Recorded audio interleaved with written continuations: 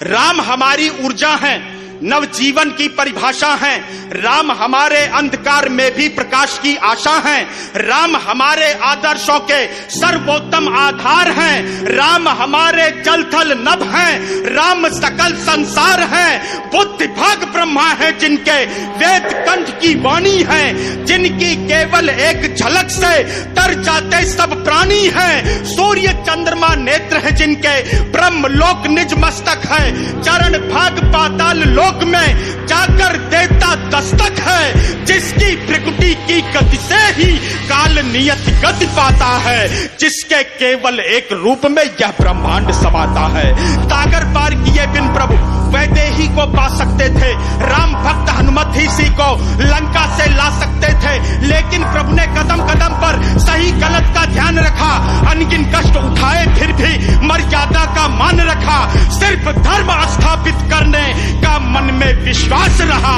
प्रभु ने सिय का सिय ने प्रभु का वन में भी वनवास सहा। जगत जनन सीता माता का पापी ने था हरण किया। सर्व ज्ञान का सागर होकर अहंकार का वरण किया। कोना कोना दिग दिगंत का लंकेश्वर से डरा हुआ था। नक्शे सिक्तक रावण भुजबल के घमंड से भरा हुआ था।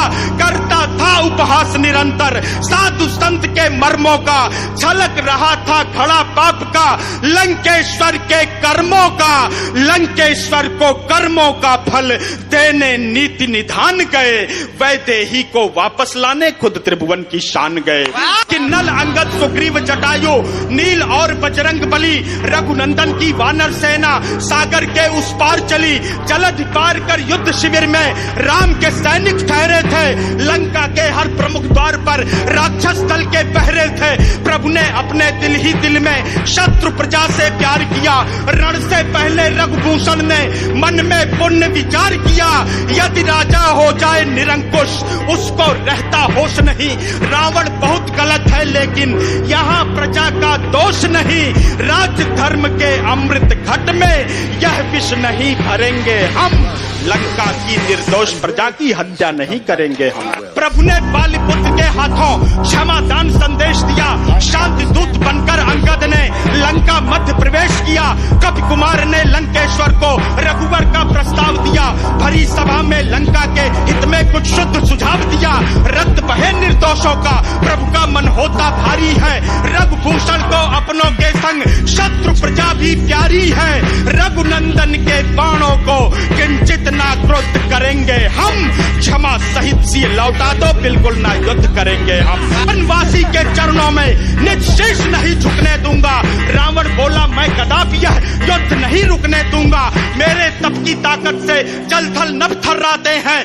देवदूत क्या स्वयं देव भी रावण से घबराते हैं। मूर्ख अधर्मी ने विनाश का खंजर खुद को घोंप दिया। अहंकार के मद में निर्दोषों को रण में झोंक दिया। एक तरफ रावण का छल था, दूसरी ओर सत्य की आशा। एक तरफ असुरों का बल था, दूसरी ओर तपस्वी भाषा।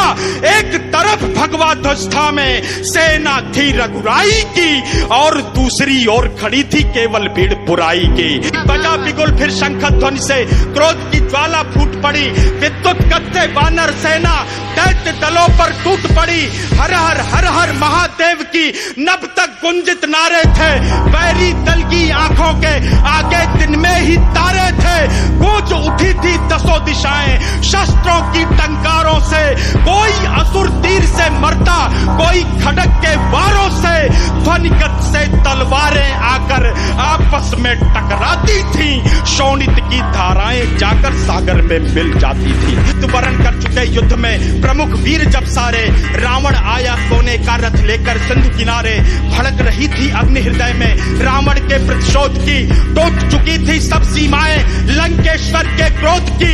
निज करतल पर पर्वत लेकर लंकेश्वर चल सकता है। दशकंधर की क्रोध ज्वाल से जल थल नभ जल सकता है, सम्मुख आओ राम, तुम्हें मैं अपना शौर्य दिखाऊंगा, वानर सेना के लोहू से अपनी प्यास बुझाऊंगा। का प्रस्ताव राम ने हंस करके स्वीकार किया, शांत भाव में ओज भरा, फिर शब्दों का प्रतिकार किया। जीत सत्य की हो असत्य पर, सत्य पुनः सत्यापित होगा, तीनों लोगों के कण कण में पूर्ण धर्म स्थापित होगा। राक्षस कुल की परछाई भी समर भूमि में खोएगी, पूरी लंका सांददीप प्रज्वलन हेतु भी रोएगी।